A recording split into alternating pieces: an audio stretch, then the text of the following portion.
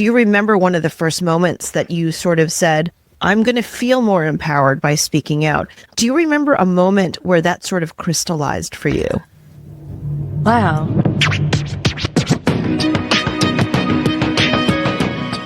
Hey everybody, this is Evelyn, the creator and host of Reppin. I don't take your time for granted, so thank you so much for listening. Look, you've been there. You're balancing life, culture, and career while you're keeping it together with a smile. This episode is for anyone who's ever felt the pressure to do it all, especially when you're doing it while navigating the unspoken rules of culture, race, gender, and immigrant family expectations. My guest today, she's not just surviving that grind, she is owning it. She's toured across 40 theaters in North America with Ronnie Chang of The Daily Show. She's headlined sold-out shows at Just for Laughs Toronto, and she's performed internationally in Australia. She's written for hit Canadian shows like Kim's Convenience, Run the Burbs, and Still Standing. At the 2023 Canadian Screen Awards, she took home Best Live Entertainment Special for producing Simu Liu's Juno Awards monologue, the viral I Am Canadian. She's also got a great new podcast called Bothered, which you guys gotta check out. She's a mom, a trailblazer. Please meet one of Canada's most accomplished and most relatable voices in comedy, Julie Kim.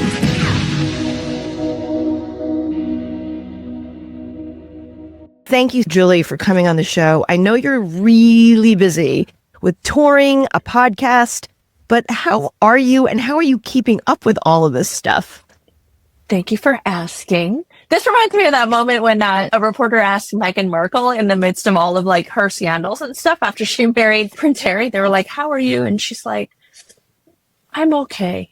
And it was like such a human moment. No, I'm actually fine. Thank you. But I have been actually fairly busy, but it's funny because people will say that, oh, you're so busy. And it's almost like people in the industry get it, right? It's a constant grind and hustle. And it's also something you sign up for. So it's like nothing anybody needs to give sympathy about. But I think it's also part mental illness to like always want and need to be doing so many things. But yeah, I just finished a Canadian tour. So this is very timely. Last Saturday, finished a Canadian tour that wrapped up in Vancouver at the Vogue. And I'm very proud of the tour. I'm very proud of the work that we have done, and it never stops. When you're a comedian, you just like keep writing, you keep performing.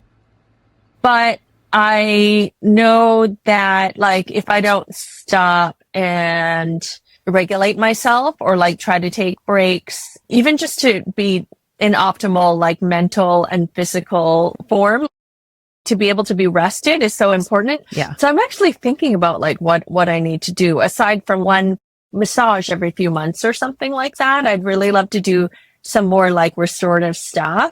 But at the same time, I love my work and I'm very excited by it and I want to be doing it all the time. And there's so many moving pieces when you do comedy, writing, performing, and then like content. Content is everything. And then also, you know what I mean? Podcast episodes every week.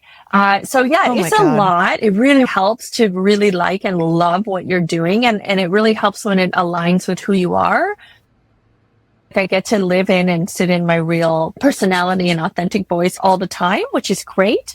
But yes, I'd love to be catching up on some stretching. I haven't stretched in like 5 years because I always think of it as a non-productive thing. A lot of this is actually mental illness, always needing to be doing something productive. My husband and I talk about this all the time, thinking that anything else is like not valid or legitimate unless it's like actively therapeutic. But I'm pretty happy and I feel really fulfilled, happy and balanced and things like that. And I have been getting pretty good sleep lately, but I'm actually experimenting into what I can do that's a little bit, in a little geeky way, like restorative and healthy. That's it. Yeah. That's a lot. I mean, that's it. That's a lot. Only long answers, Evelyn. I love it. Bring it on. Bring it on. All right. First of all, congratulations on all of your success. You're a mom, you're a writer, you're a touring comic. Honestly, I can't get my dry cleaning and can't get to Costco. Stop. You hit on so many things that I can certainly relate to.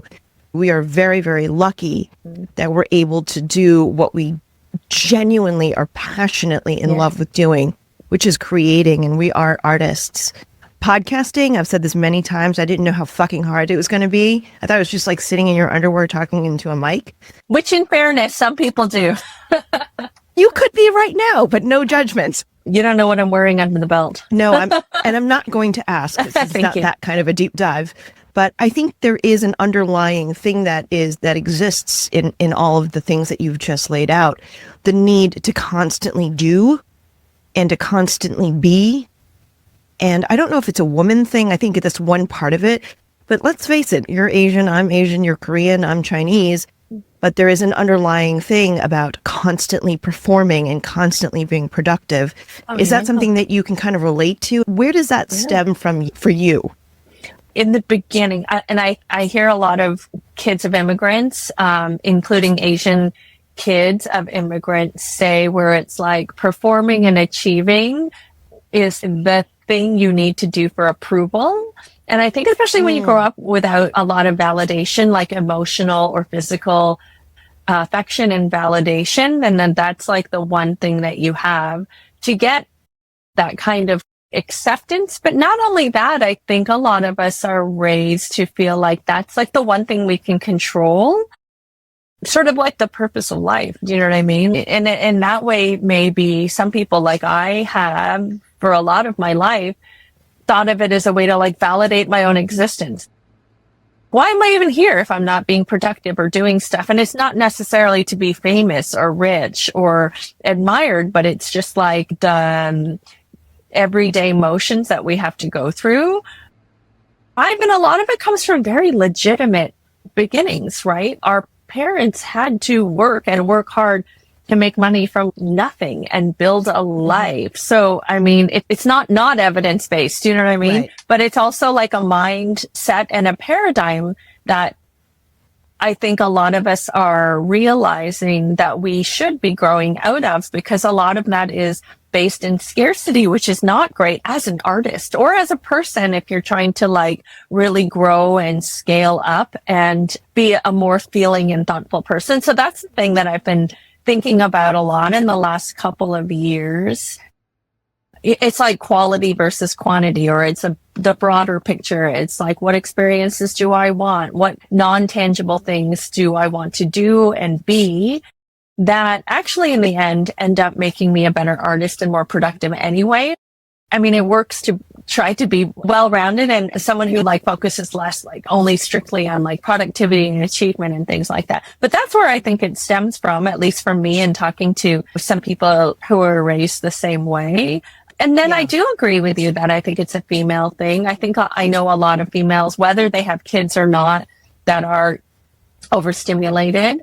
There's a lot of expectations on women and women who work and double standards. And it is true that a lot of us have had to work extra and prove ourselves beyond what other people would need to do to get the same amount of like benefit of the doubt or legitimacy. So I don't think we're making a lot of it up. I really do appreciate that you've been able to identify it and also put language to it. For those people who are not with immigrant backgrounds, not having that emotional validation, it's a cultural thing. It was just a culturally ingrained level of what is, I guess, accepted or what isn't appropriate. So it's not like our parents hated us. No, for sure. But only last few years have I been able to start to empathize with like, you know, my own upbringing, my parents and grandparents, and why they were the way they were in the context of history.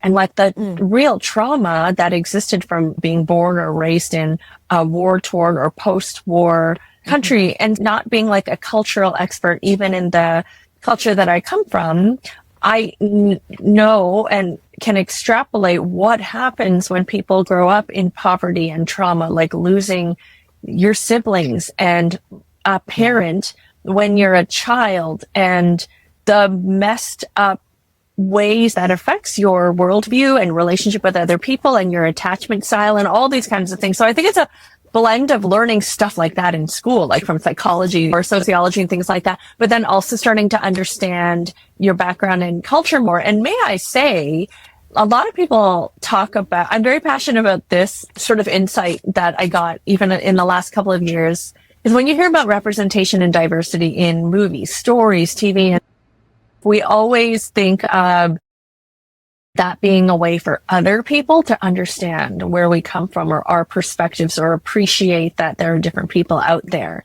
But for myself, growing up, I got so many deflections when I asked about anything, like how my parents met or where they grew up or where's my family tree, because a lot of times, I'm only going to speak for myself because I don't want to always be like, oh, Asian people do this or Korean people do this. And no, this is just about your story. Yeah. But in my family, people didn't talk about the past or things that we knew happened, you know, my parents being kind of like arranged and like dynamics even in their family or where we came from, or like, why don't we talk to this relative and that relative? Because we'd always get shut down because there's this overarching thing of like shame and secrecy and the idea that if you talk about stuff from the past that you're complaining or reliving it or something like that.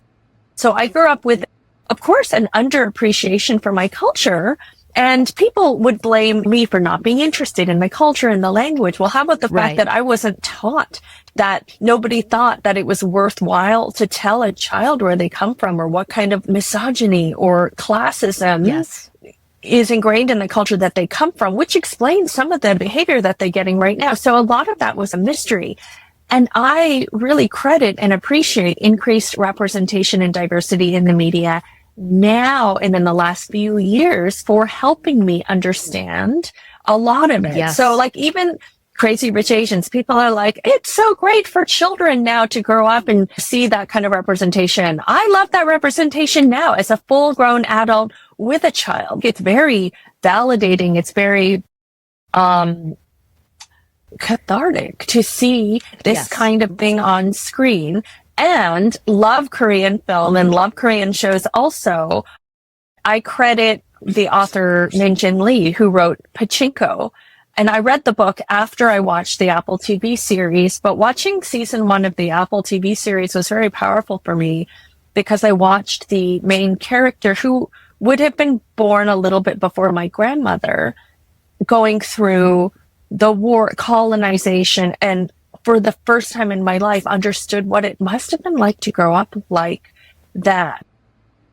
No storytelling that I received directly from my family ever gave me that appreciation for my own relatives, but also like where I come from and why I was raised a certain way, or why, of course, we have the attachment styles we have and the stories of what I could piece together as the stories that we have. So I owe other people who were creative enough and brave enough to tell stories and get them made for helping me resolve my own culture. And I just think that's so beautiful. And it makes me appreciate so much more, even playing a very, very small part in telling stories, like on stage or, you know, on TV or whatever, and hopefully sharing a lot more. And it has a lot to do, like this firsthand experience of other people's stories helping me reconcile who I am and being more grounded in myself and having self-acceptance. That makes me so passionate about trying to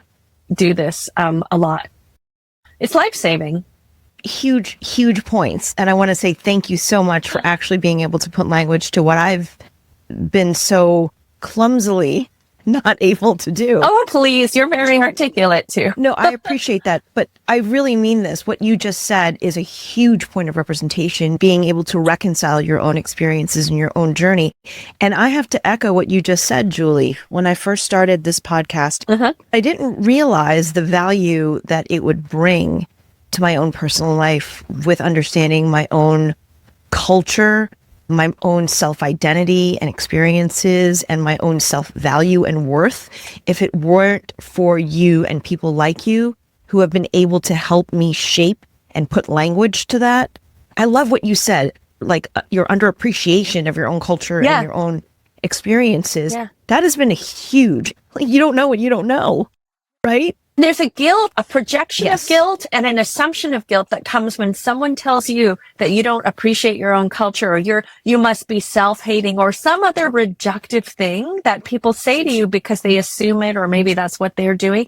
But it's a lot deeper than that for sure. And when people talk about community, especially in the Asian community, I've always thought of it like, oh, we support each other the way that other cultures support each other. We help to give each other opportunities or pump each other up.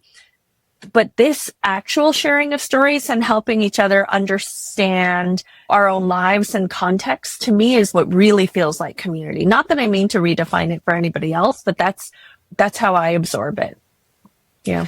It's definitely one part of it. I don't think it's like one moniker that sort of umbrellas everything. There's many components that lend into one giant thing. Yeah. But I really need to say again, the point you just made was absolutely enormous, and I haven't been able to succinctly or elegantly been able to put it together. So thank you so much.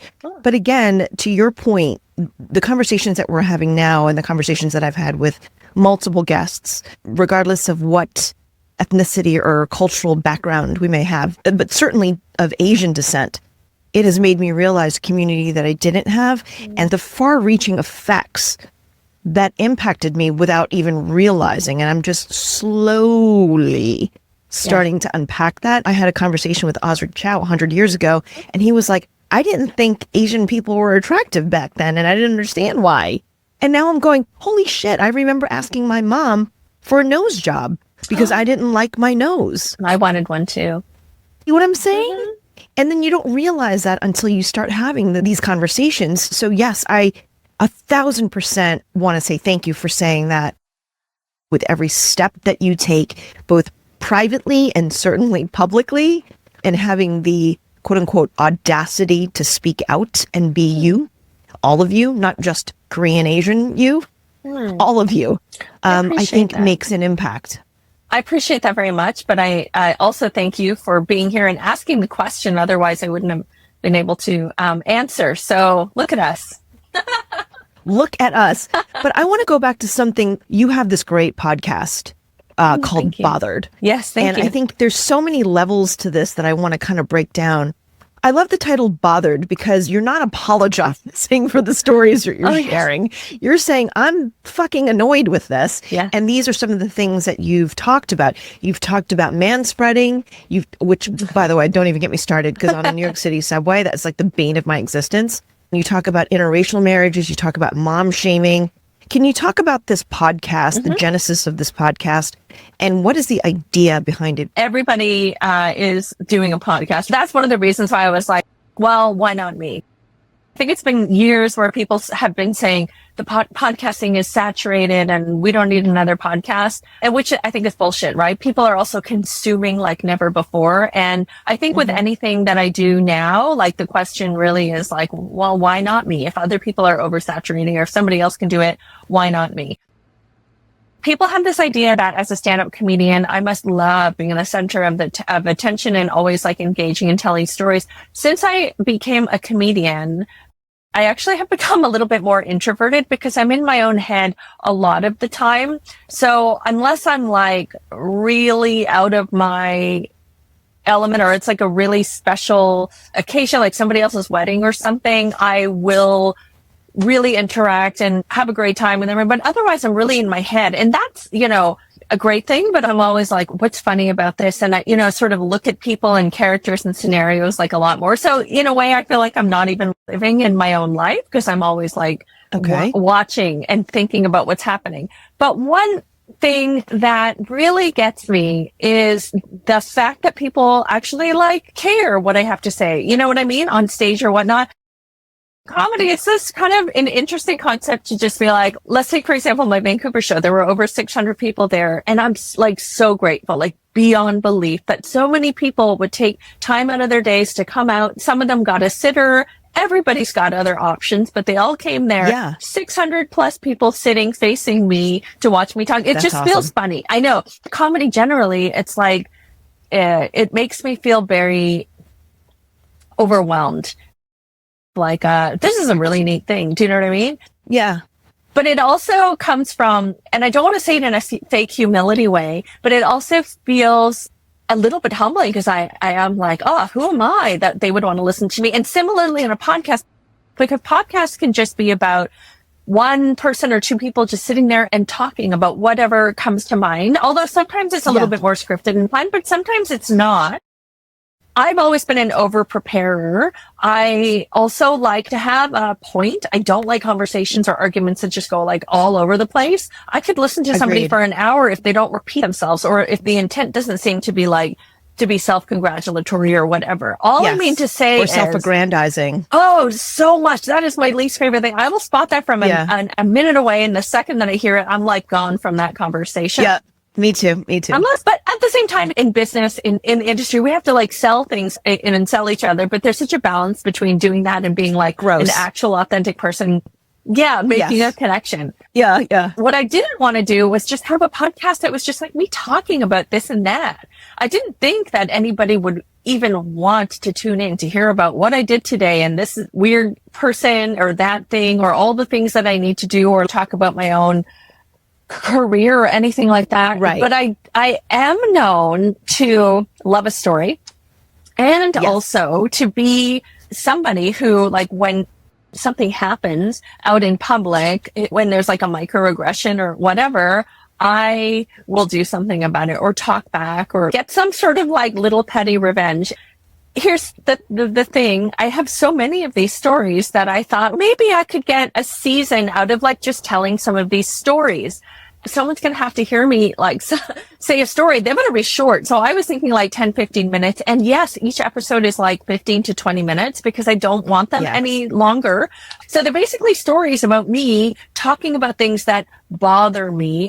The first few are microaggressions, like the old guy at a fancy hotel lounge that told me to shush, like with that motion, just for being on the phone at a normal volume. And like by normal volume, yeah, sure, I talk maybe a little bit more excitedly than other people, but also no old man in the world has the right in a public space to shush me with his hands. And I just thought it would be a fun story to start with, because I pushed back multiple times. I got him in trouble.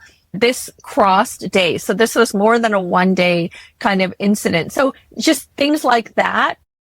Yeah, I have enough stories for actually like a few seasons, but also just like generally things that bother you. But also as a woman and a woman of color, I don't think people understand. Like my husband did not understand until he's seen it in action. Just people will come and scold you for things. Like I've had in my own area, older women come up to me and scold me for letting my dog pee somewhere, where dogs pee all the time. Nobody's ever bothered my husband for things like that, but people are quite comfortable coming up to a woman doing it or to a you. Woman of color, scolding them, telling them what to do or be. Old men coming up and just like giving you comments or advice out of nowhere. None of this is necessary, and it is an attack on my time and my sanity.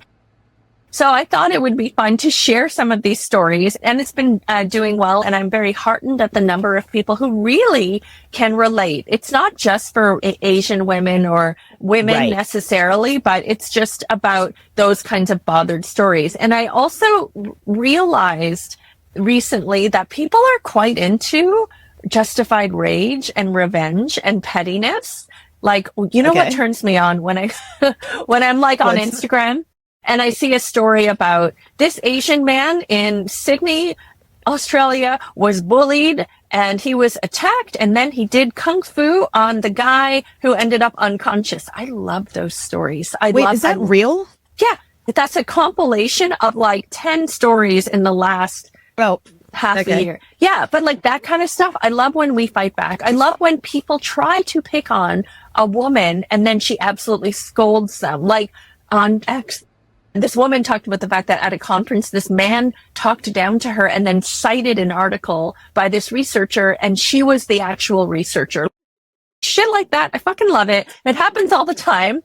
And people need to understand that this kind of stuff happens.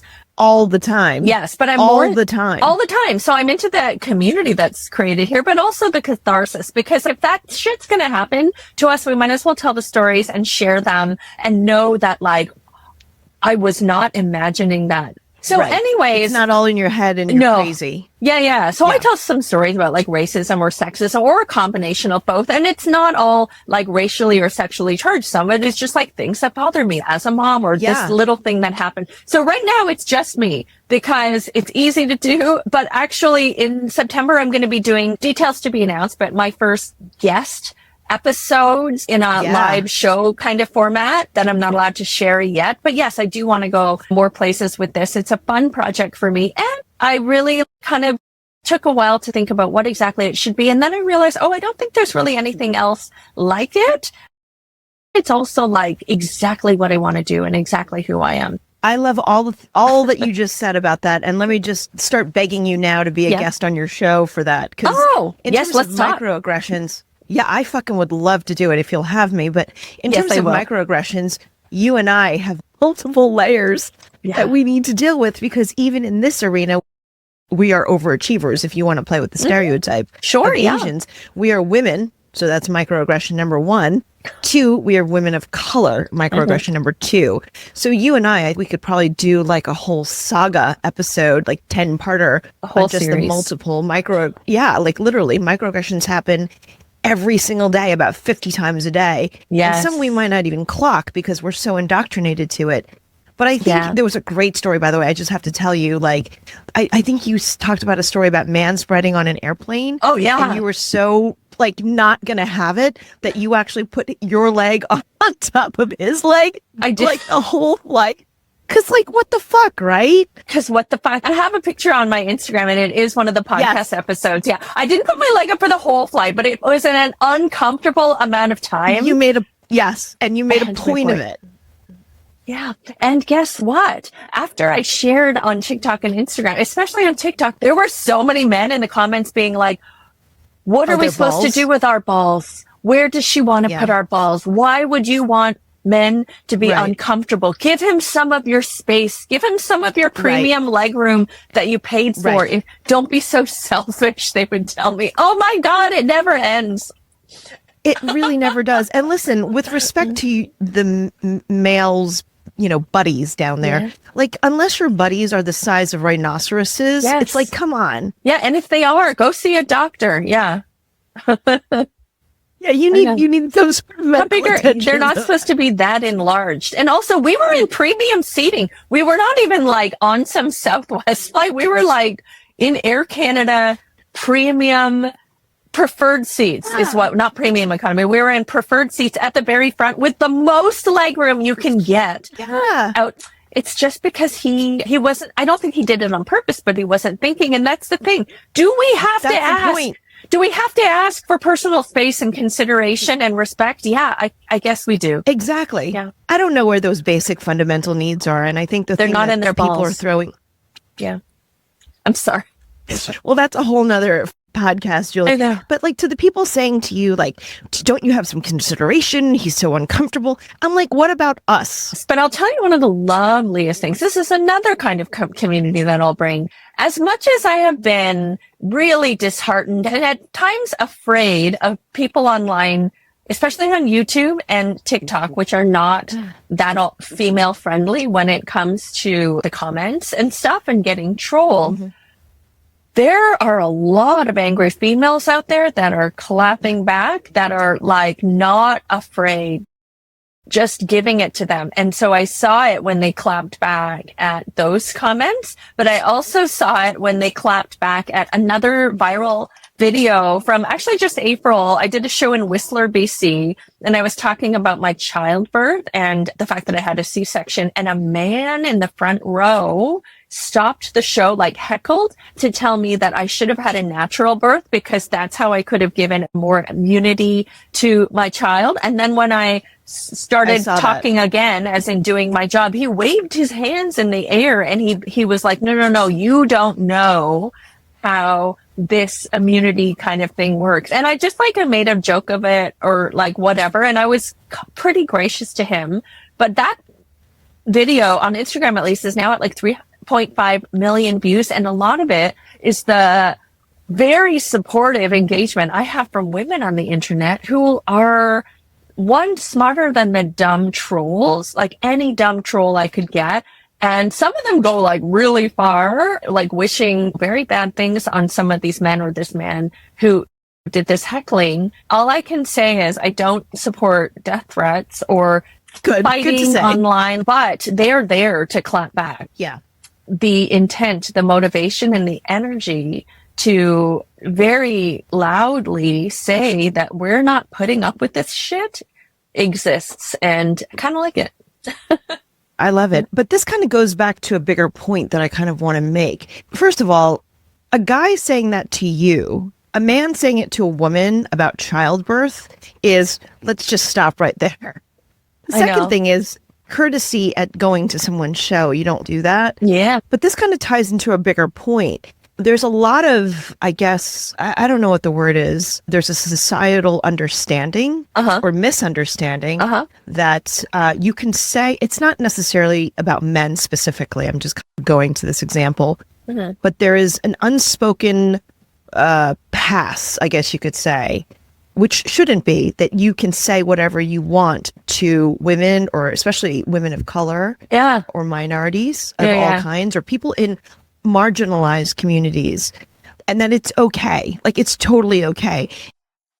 From what I've read about you, and certainly on your tour, in your comic routine and your podcast, is that you're not just taking it. You're not just staying quiet and not rocking the boat. Culturally speaking, we were taught to not rock the boat. And this could be a generational thing, and this could be a cultural thing, or it could be a combination of that and many other things, because our parents were immigrants. They wanted to just come and make a living. So keep your head down, keep your nose clean, keep your mouth shut, and fucking work. I feel like that stems from earlier too. I mean, of course, if you come from communist China or like post-war Korea, the way to succeed within your own means is not to rock the boat. And like in patriarchal society, very hierarchical society, that is simply what's expected of you. So I do think it comes from that. So I think when your parents tell you to do that, it doesn't come from a bad place. It comes from a good place. It's what worked for them to, you know, stay alive. A lot of what you're saying is so true, Evelyn. The fact that people think that they can mistreat or sometimes just abuse women, people of color, or anyone, even if you're not a woman or a person of color, if they sense like you're smaller or you have fewer resources, they don't like the way you look, it's simply bullying. Yeah, that's a good point. If it's an action or something that they wouldn't do to somebody else. I mean, half the time that I'm scolded in public for something I'm doing with my child or whatever, they would never do that to a large man. They would never do that to an old white man or whatever, because of whatever assumptions we make. That's why I hate this shit so much, and I won't tolerate this treatment, because I know it's like inherently biased and it has no legitimacy for me. And so I think what you're saying ties into this too, right? People who are raised to say, like, keep your voice down, keep your head down, don't talk back, are the perfect targets for bullying when some guy or woman is having a bad day and they just want to like shove someone on the street or scold somebody. Do you know what I mean? Yeah. Sure, maybe they have gotten the impression that they can do that to Asian people or elderly Asian people or women, because historically they have been the easier targets. So that's why it makes me so angry. It's not like I'm trying to be the leader of clapping back or anything like that. I have always been like this since I was a child, because I, as you know, the eldest daughter and someone who actually watched a lot of TV. I watched a lot of TV, especially the sitcoms of like the 90s, the Happy Families, the kid who stood up for himself. I had a sense of justice, but from like TV sitcoms, which is idealistic justice. And I've always been very, very vocal. So this is just my personality. So to be able to use my personality and my short views and my lack of regulation to also call me progressive is something I'm grateful for, but I can't take full credit for it. Yeah, I'm not saying that you purposely took the reins to do this. Do you remember one of the first moments that you sort of said, I'm going to feel more empowered by speaking out. I'm going to take back my power and not just take it. I'm going to make sure that I'm heard and seen. Do you remember a moment where that sort of crystallized for you?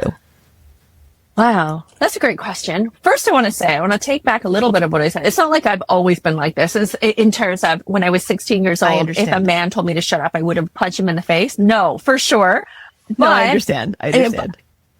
It's so easy to say, hey, just talk back. Just don't take that treatment. But that's not a practical thing to tell a lot of people who don't have the kind of empowerment yet or resources or ability to do that safely. I am Canadian, okay? I'm going to tell off an old guy in a parking lot or at a hotel lounge. If I was in the US unarmed and I knew there were guns all around, I probably wouldn't speak up so much.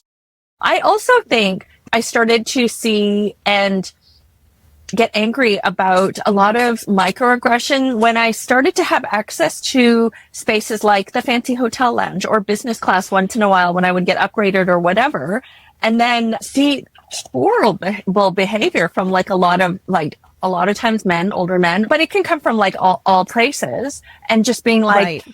You can't treat me like this. So maybe a lot of it just also comes from confidence or being established in certain ways where you have the power to like push back. Like if I was cleaning somebody's house and I was hired to clean somebody's house and they treated me like shit, of course they shouldn't be treating me like shit, but I probably wouldn't feel like I have the agency to do that also. Correct. So Correct. Asians are not a monolith. And you hear that a lot of the time, but truly some people at certain times can maybe take those liberties and like do that. Do you know what I mean? Yes. You're not just disadvantaged because you're Asian or a female. You could be, because of your education or income level and expectation of society, and people could treat you totally different as well.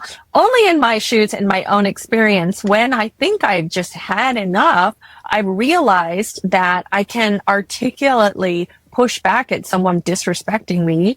And I guess my sense of justice, but also like kind of being a bitch, I have to say.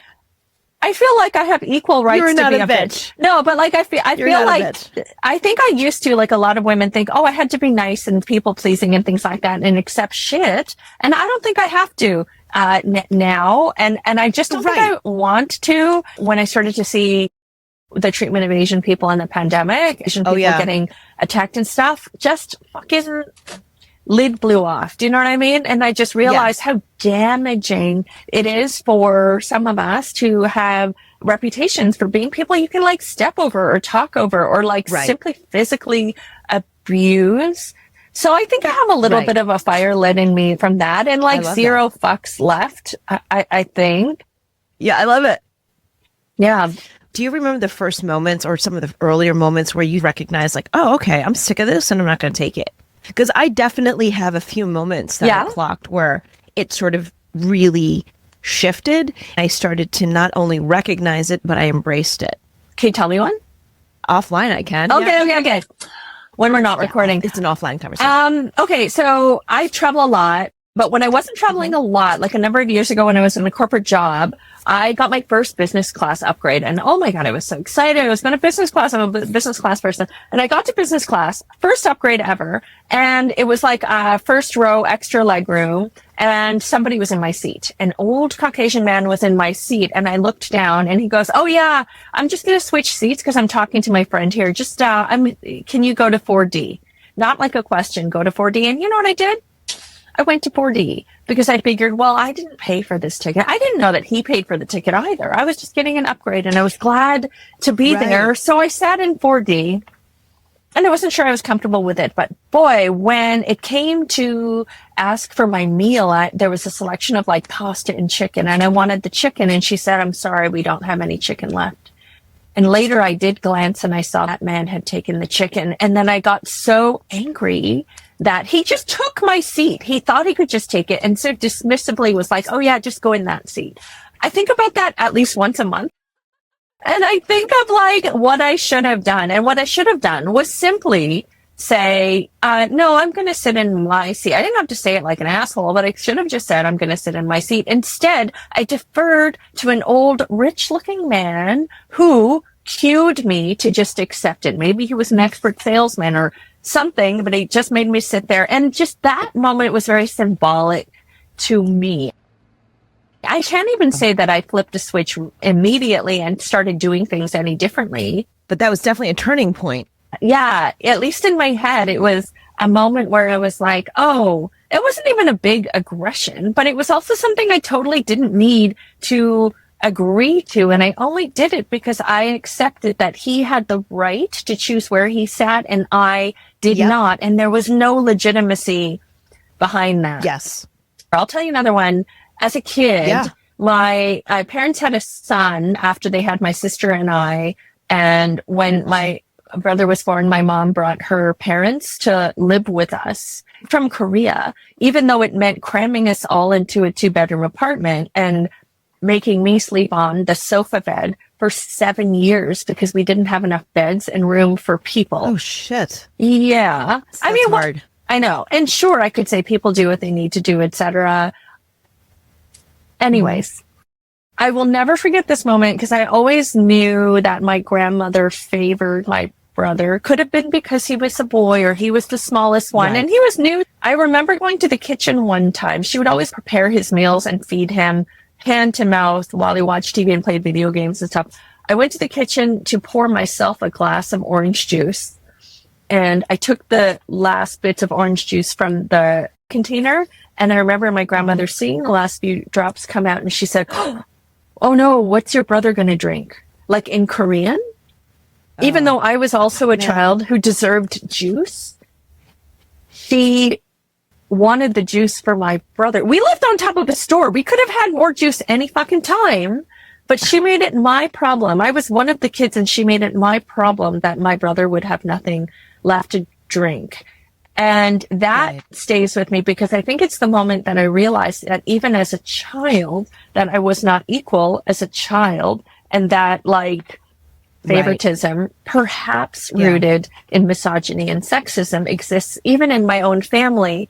And I have to say, it led to me kind of like thinking, what is this bullshit that exists in my own family unit? Can I not even trust the people that I live with to value me and adore me and treat me like a child should be treated because I'm a little bit bigger and because I also want orange juice? That stays with me a lot. That's a very, very powerful story. Isn't it? And I think some of it, I don't know your family dynamics, I think definitely has to do with like cultural gender bias and misogyny. Yeah. Again, the point that you made earlier in this conversation about understanding representation within yourself and how important that is. I actually think learning more about yourself and your own personal journey is actually more, it's like a bigger part of this conversation that we don't really talk about. Yeah. But how have you sort of taken that small but really big moment to wrap your head around it now as an adult? And now you've sort of said, that's not okay. And this is how I'm going to live. And this is how I'm going to navigate my life. Yeah. Well, I will say that I don't remember how I internalized it as a child, but I know that I grew up self-sufficient in many ways. Of course, my parents did a lot for me otherwise and loved us and all that kind of stuff. But this bullshit, I think it made me more of a critical thinker to see this kind of shit up front. In no way did I actually think that I was less worthy as a girl than I would have been as a boy. And even when you were a kid? Yeah, there's no way. We grew up in kind of like a lower class area. There weren't many real overachievers there. And even though I didn't have the peace or time or structure to study a lot, I still like did really well in school compared to everybody else. If I had grown up in an affluent area with a lot of like really like naturally smart, talented people who are well cared for by like their parents and did tons of lessons and stuff like that, I might have grown up different. But I grew up in a definitely not an affluent, and I don't want to say underachieving, but it was not like impressive. It was like low to lower income. We ran into people constantly who just got their welfare check and were wanting to cash it and to buy alcohol or to like, you know, spend it at the bar or whatever. So in contrast, I think I had self-efficacy. You know, I didn't think I was pretty. I wanted a new nose, but I certainly didn't think that I was not as smart as other people. And I also knew that I was competent. But a lot of this happened because I had to prove that to myself, because of what we were talking about earlier in the conversation about justifying your existence and achievement being validation and all that stuff. But quite frankly, because I could get shit done and I understood things and I was articulate and all that kind of stuff. So all it made me do was realize that other people's opinions were not legitimate. My grandmother, much preferring my brother, had to do with her and a fucked up expression of culture. Do you know what I mean? I do. This is why it's so wrong and deductive to just tell somebody, oh, you're self-hating. You don't like your culture. You don't learn your language. Well, most of my enemies growing up were in my culture. I get that. Yeah. And how does this impact me now? I think it impacts me a lot. I have inherent belief in my abilities and the belief that any of us can do anything if we really try. Now, as a mother of a daughter, I see how smart she is, especially compared to some of the boys in her class. There's a certain age where you see kids and you're like, oh, those girls are organized, they're playing, they're articulate, they're reading, and the boys are like, I don't know, dry humping each other in the sand while they're eating it, you know? I have a lot of pride and belief in my daughter that she can do whatever she wants, and it makes me a very strong advocate of her. Am I perfect in parenting or whatever?